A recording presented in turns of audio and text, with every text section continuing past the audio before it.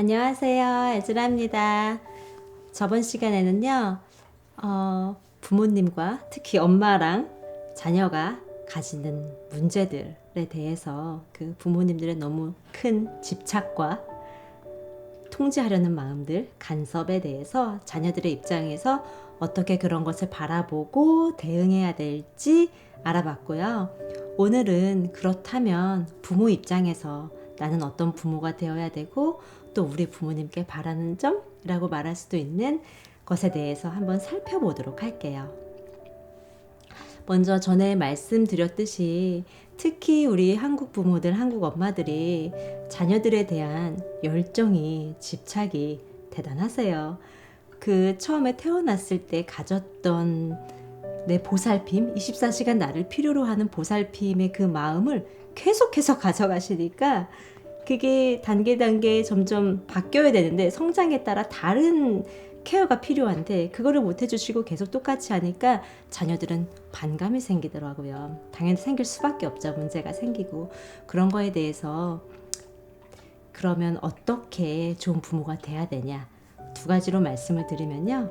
첫째는 자녀와 아름다운 이별을 하시라. 양육은 아름다운 이별의 과정이다 라고 말씀드리고 싶어요. 그리고 둘째로는 잔소리를 하면 꼰대가 되고 믿어주면 부모가 됩니다. 입니다. 먼저 아름다운 이별을 하라고 말씀드렸는데요. 저는 양육은 긴 이별의 과정이라고 생각을 해요. 저도 두 아이를 낳았거든요. 근데 아이가 처음에 뱃속에 있으면요. 저랑 혼연일체잖아요. 한 몸이에요. 내 몸속에 있을 때 내가 먹는 대로 아이도 먹고 내가 자는 대로 자는지 모르겠지만 어쨌든 계속 내 안에 있어요. 그리고 출산을 하는 순간 저랑 조금은 떨어지게 되죠. 떨어져서 그러나 아직 이때까지도 24시간 엄마의 케어가 필요해요.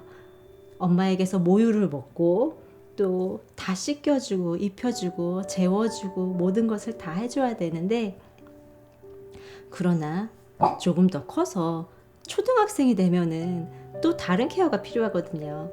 또 학교도 보내줘야 되고 학교까지 엄마가 따라가면 안 되죠. 이젠 24시간 붙어 있으면 안 돼요. 학교도 보내주고 친구들과도 어울릴 수 있게 해주고 중학생이 되면은 조금 더 엄마의 관심은 갖되 간섭은 줄여야 됩니다. 조금 더 마음적으로 이별을 하셔야 돼요. 고등학교 되면 조금 더. 결국에는 언젠가 이 아이가 출가를 하고 독립을 할 건데 그때는 어떤 관계가 되냐. 지금같이 항상 같은 집에 사는 게 아니라 명절 때만 보게 될 수도 있고 아주 가끔 뜨문뜨문 주말에만 보게 되는 관계가 돼요. 그런 관계가 되는 걸 미리 연습을 하셔야 돼요. 그때 연습이 바로 되지 않으면 아이 입장에서도 자녀 입장에서는 독립성을 가질 수가 없어요. 본인의 삶을 스스로가 컨트롤하고 통제할 수 있도록 미리 부모가 그거를 도와주셔야 돼요. 그거를 부모가 못 해주고 내가 계속해서 일거수일투족 다 해주고 모든 것을 다 도와준다면은 부모는 이 다음에 아이가 독립을 하게 되었을 때 그 빈둥지 증후군에 시달리면서 우울증이 심하게 오시고 그거를 못 이기시기 때문에 계속해서 아이에게 이미 출가를 했는데도 뭐 반찬을 여러 가지를 해서 사다 주신다든가 그런 건 물론 좋지만 사전에 연락이 안 된 경우 만약에 그렇다면 또 다른 불화가 생길 수도 있거든요. 그래서 부모 입장에서도 자녀 입장에서도 서로 아름다운 이별이 반드시 필요하다는 거 기억해 주셨으면 좋겠어요. 자녀는 새와 같아요. 이 새는 나랑 가까이 있다고 해서 행복해하지 않아요.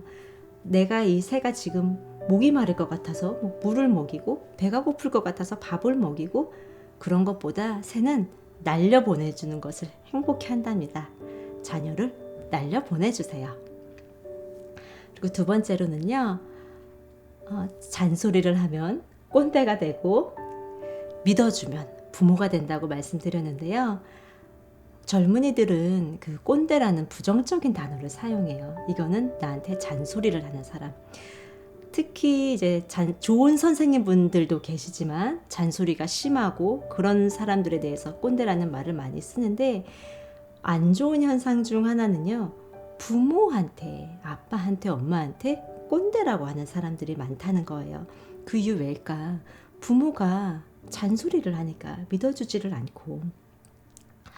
제가 고등학교 때 어떤 일이 있었냐면요, 저희 엄마는 정말 저한테 간섭이 심하신 어머니신데, 근데 엄마에 대해서 정말 긍정적인 제가 평가를 하게 되고, 와, 우리 엄마 정말 멋있다 라고 생각하게 된 계기가요, 뭐 그전에도 물론 여러 번 있었지만 가장 큰 계기였던 것 같아요.